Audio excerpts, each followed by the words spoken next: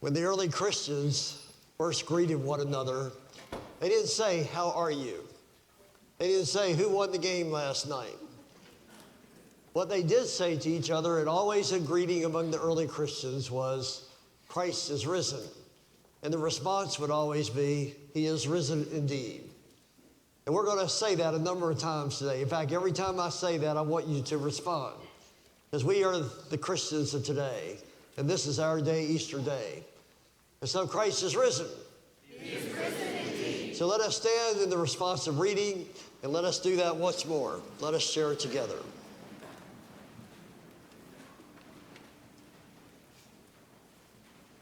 Christ is risen.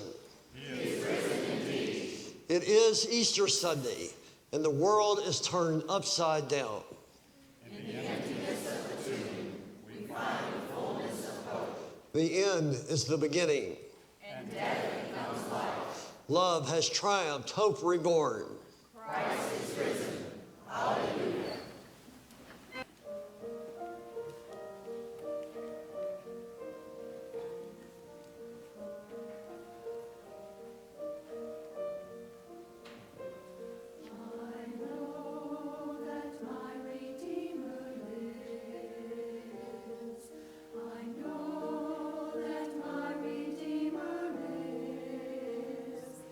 And that he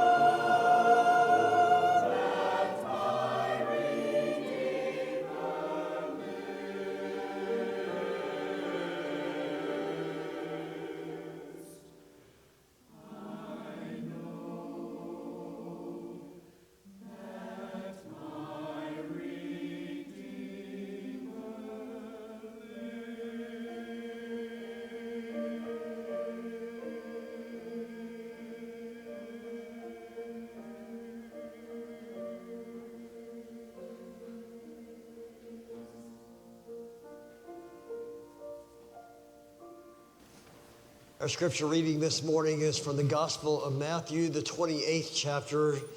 It is Matthew's unique account of the Easter story. Matthew, the 28th chapter, verses 1 through 10.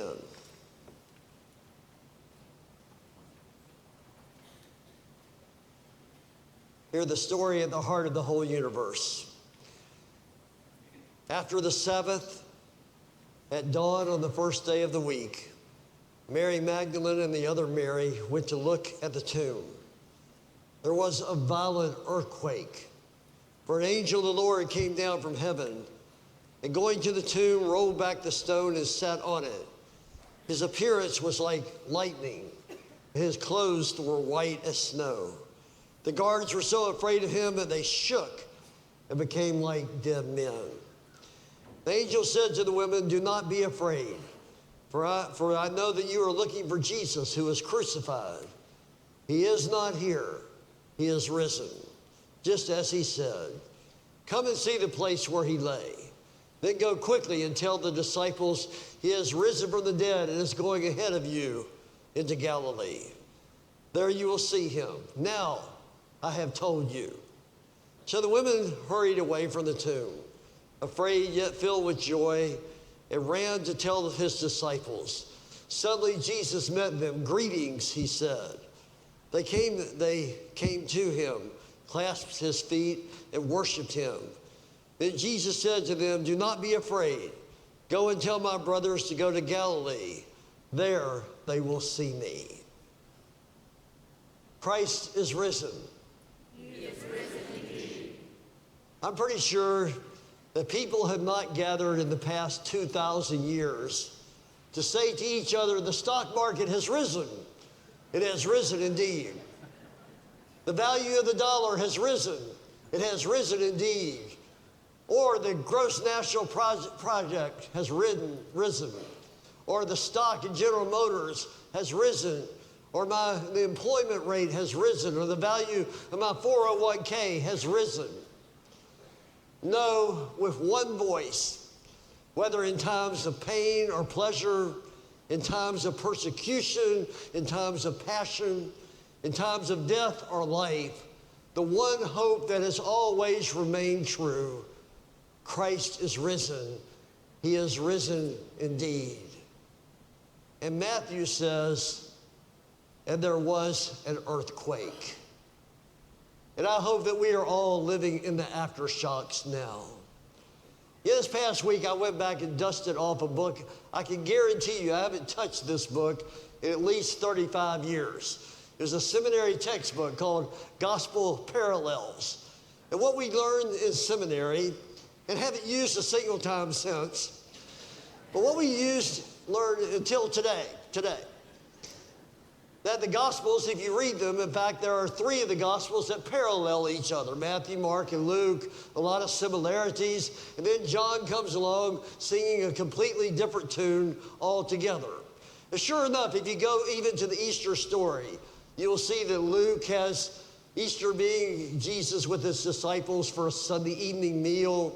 John has Jesus meeting Mary Magdalene in the Garden of Gethsemane there. Or Mark, I love Mark, he just kind of leaves you hanging as if you're supposed to finish the story with your own Easter story. But with Matthew, Easter is an earthquake with dead people walking the streets and doors shaking off the tombs and a stone somehow rolled away in all the ruckus and an angel sitting on it like it's just another day in the park. The one common element they all have is that the tomb is empty, and when they meet up with Jesus, he is alive. But Matthew, only Matthew says there was a great violent earthquake. Why just Matthew? Why not the others? How many of you have ever lived through an earthquake? How many have lived through one? If you ever lived through an earthquake, you will never forget it. I'll never forget in the late 70s on a Sunday afternoon in the middle of summer when absolutely nothing in the world was happening. I was lying on my bed, the 3rd floor of the seminary dorm in Louisville, Kentucky, And suddenly I'm on the floor with the ground shaking all over. And all of us ministerial students didn't go running out in the hall and wonder if the rapture had just come and we had been left behind. Matthew here, I think, is trying to tell us something. And I don't think it's just about geology. You go back and look at Matthew's account of the crucifixion. When Matthew talks about the crucifixion, we read these words, and behold, the curtain of the temple was torn in two, from top to bottom, and the earth shook. Some of you in this room know what it is to be shaken. Some of you may not get Easter, but you sure get Good Friday. You've experienced the death of loved ones. You struggle daily with a job that saps the life out of you. Your marriages are struggling sometimes. Financial debt up to your ears. When you just are in that place in life where nothing seems to be working and you don't know how to get out of it, that's Dark Friday. But look at how Matthew phrases his language. He said on Good Friday, the earth shook. Well, at Easter, there was an earthquake. Follow the language here. Crucifixion, the earth shakes. Easter, there is an earthquake. For Matthew, it seems to me, maybe uniquely, Easter just becomes an experience that absolutely rocks his world. You know, you can try to explain resurrection. I've tried for decades. I still can't explain resurrection. You can't explain resurrection. Resurrection explains you. Well, I know there are some in this room who are still caught up in the death trap of facts. Yeah, I just live by the facts. Facts are facts. Facts are real. You know, that's all you can really count on. If it can't be explained, then it can't possibly be real. We know what the facts are. You know, the good eventually get it. All that lives eventually dies. Week after next, you have to pay your taxes. Facts are facts. That's the world we live in. It has to be explained. But friends, Easter is about God. Easter is not about the resuscitation of the body. Easter is not about the immortality of the soul. Easter is about a God who can come into worlds like yours and mine and has the power to turn everything upside down and still remind us of who it is that actually still has the last word in this world today. Friends, this is God's world. And God is not finished with any of us yet. This is God's church. He's not finished with this church. Every one of you, you are God's sons and daughters. Every one of you. And God is not finished with you yet.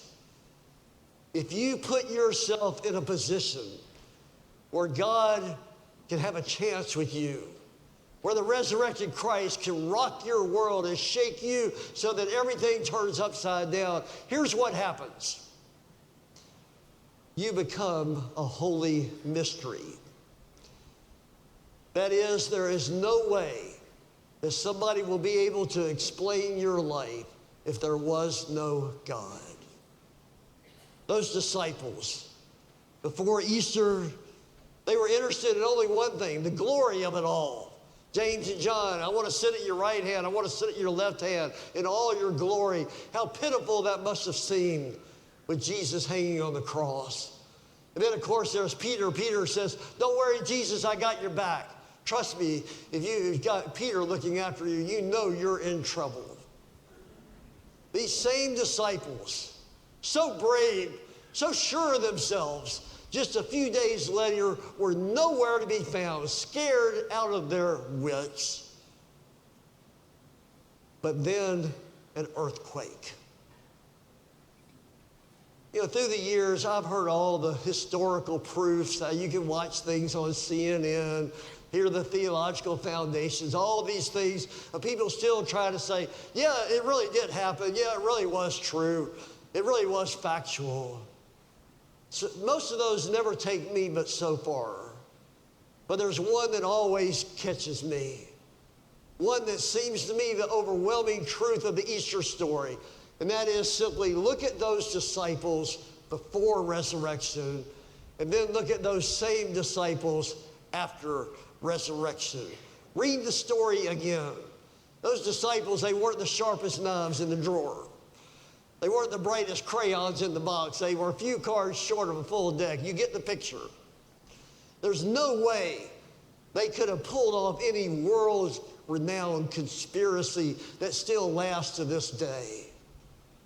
You know, Chuck Colson, the Watergate scandal, he talked about how he and his colleagues tried to cover up the Watergate scandal. It lasted all of about 2 weeks. Then they all started running for cover. It wasn't their lives that were at stake, it was their reputations. And Chuck Colson made this, I think, right on target parallel between that experience and how it was for these disciples. He writes, but what about these disciples? These powerless men, peasants really, were facing not just embarrassment or political disgrace, but beatings, stonings, executions. Every one of these disciples insisted to their dying breaths that they had physically seen Jesus' body raised from the dead. Don't you think at least one of those disciples would have cracked before being beheaded or stoned? That at least one of them would have made a deal with the authorities? Men will give their lives for something they believe to be true. They will never give their lives for something they believe to be false. Something happened to those disciples. And because something happened, they went out of there and they changed the world. The fact that we are here today is a powerful testimony to the truth of the power of the resurrection to transform even powerless peasants into powerful proclaimers that can go out now and change all of history. Jesus appeared to those disciples and he said to them, go now into all the world and preach the gospel unto all creation.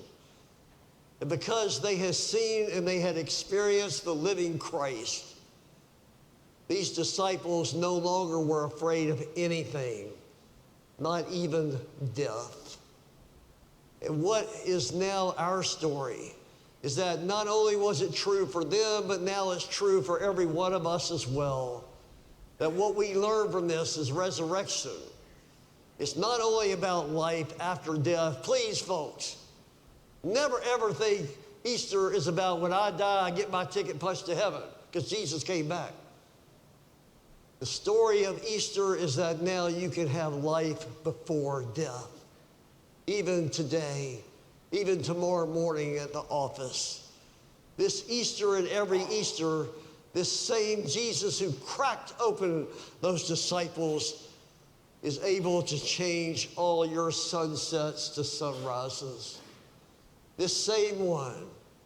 Those disciples never dreamed that they could be 100, 1,000 times the persons they were before. As some of you have given up on a dream for your life, here is God's dream for all of you. It's simply this, that you be the best version of yourself. That's all God dreams for you. Be the best version of yourself. Put yourself in this story. Let this story be your story. Those incompetent, fumbling, bumbling disciples who didn't have near as much going for them as you have going for you. They went out and they created a movement that has brought you to this church here this very morning, 2,000 years later. Friends, for centuries, at least generations, people, human beings had tried to run the measured mile in less than 4 minutes. Nobody had ever been able to do it. The 4-minute mile always stood for generations as the ultimate goal of what a runner could accomplish. But as long as distance had been measured and clocked, no one had ever been able to run that fast. But then one day, a man named Roger Bannister put forth a tremendous effort with unbelievable courage, extraordinary drive, abiding hope, and immense personal power. He cracked that magical barrier. He ran the mile in less than 4 minutes. What is so amazing, nobody been able to do this for generations. Within just a few months after that, at least 4 other runners also ran a sub 4 minute mile. Now, how do you explain that? Seems obvious to me. Everybody had put a ceiling on the 4 minute mile. Everybody had already decided that's not a possibility for me, even as a world-class runner. Everybody has said this is something simply we don't do around here. But then one person in human history came along and cracked the barrier. One person came along and showed that what was impossible, in fact, was possible. And so now suddenly, people with a picture of a new possibility, people with a picture of a new experience, now realize this is something maybe they could do as well. And in no time at all, people one after the other were doing what before seemed absolutely impossible, because one person came along and showed the way and broke the ceiling and cracked the barrier. I think this truth for us this morning is Jesus Christ is the one who comes into our lives, I pray. What always seemed impossible, now he's saying is possible. The barrier, the ceiling that so many of you have already put on yourselves. You've already decided that who you are is all you're ever going to be. You've already decided, if I can't do it, it can't be done, and that's all the power that's available to me. The barrier is right there, and you hit it every single day and wonder why your life feels so small. Jesus Christ comes. He is an earthquake, and he shatters your ceilings. He puts away your barriers and said, here is a new model. Here is a new way of life. Here is what is possible for every single one of you. In the words of the old song, it is no secret what God can do. What he did for others, he did for you. Oh, Matthew says, Easter is an earthquake. And I pray that you are living in the aftershocks of it even today. For Christ is risen. He is risen indeed. Thanks be to God. My favorite hymn, our hymn of invitation. You ask me how I know he lives. I don't have any facts. I don't have any proof, but I can tell you this. You ask me how I know he lives within my heart, and I hope within yours. If you've never accepted Jesus Christ as your Lord and Savior, our early service this morning, we had a wonderful adult lady come and make her public profession of faith. And maybe today is the day you want to do that as well, to move beyond the barriers you've always put up and give your life to Christ, the pioneer of our faith. Or maybe there are some, I look around and been visiting this church for a long time. We'd love for you to make this your church home and make it official in every way, to come and unite from another church family, or maybe some renewed commitment. I'll be the front to receive you. Let us stand and sing. Folks, this is Easter morning. We ought to sing like we are God's Easter people. I want you to sing like you mean it. So let's do that to the glory of God.